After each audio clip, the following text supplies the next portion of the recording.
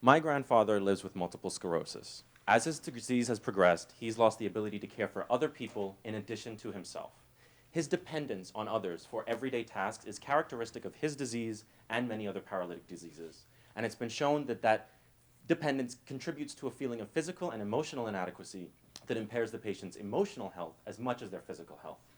A known therapy for this is involvement in competitive activities, such as sports, which provide empowerment, improved physical self-concept, self-esteem, and thus emotional stability. But the problem is a lot of conventional sports still aren't accessible to those with severe disabilities. Esports, or electronic competitive video games, are a novel new market that allows insertion of disabled individuals into a competitive environment. And esports are a booming new industry with rapid growth over the last few years and an age breakdown which is, though skewed towards younger individuals, still accessible to older individuals who are still partaking in these electronic games. But still, individuals with really severe impairments struggle to interact with these video game setups. And so what we've developed is EqualEyes, a novel, adaptable platform that allows any individual to interact with video games. So to play video games, all you need to be able to do is move the left mouse cursor and be able to click it. We can do both those things with our technology. We have custom eye tracking software we based around conventional webcams, nothing special, and an EEG development board that we've attached to our friend Dan here right now. He'll now show you a slide transition. So this system is able to use any muscle on the body. We can put 3 electrodes on, and that patient, whether or not they have control of the rest of their body, can use that to control the left-click mouse button. So someone who has a degenerative disease that's progressing can move it up their arm if they need to, for whatever reason, in terms of like losing control of their hands, or if their bicep becomes too weak to control properly. Next slide. While eye tracking is on the market, this integration of a left-click button with eye tracking is not. And in addition, the eye tracking options on the market now require an additional camera. So both the Windows 10 eye control and the Tobii eye tracker system, both these things cost around $200 for each of these systems, and they don't have a left-click capability. So you still need a caretaker to be there to press the button for you, which kind of defeats the purpose. So, next slide.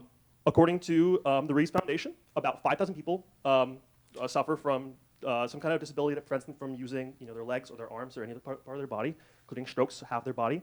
2/3 of these people can, with our prototype right now, control the mouse buttons. They can easily do that as is. But this isn't about numbers, this is about patients. So I'm an EMG specialist. I work with a lot of patients that suffer of ALS and physical disabilities. A lot of them cannot talk. And I can see how this can be useful to improve the lives of these people on very simple tasks, such as turning lights on and off. Thank you. Thank you so much. Thank you for your time.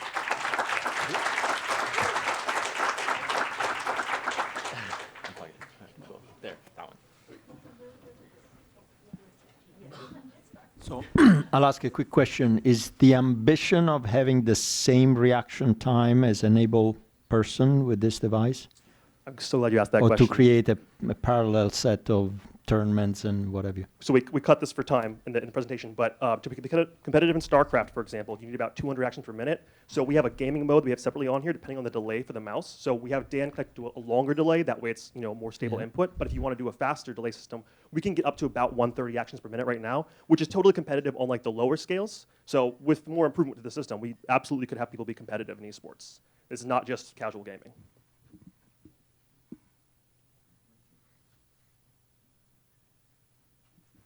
I didn't. You probably got cut off at the end. What about cost?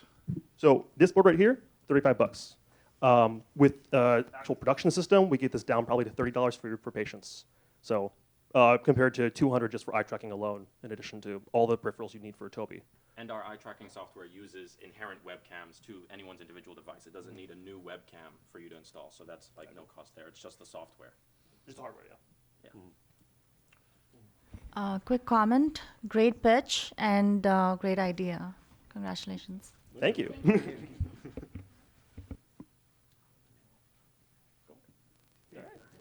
Thanks so much.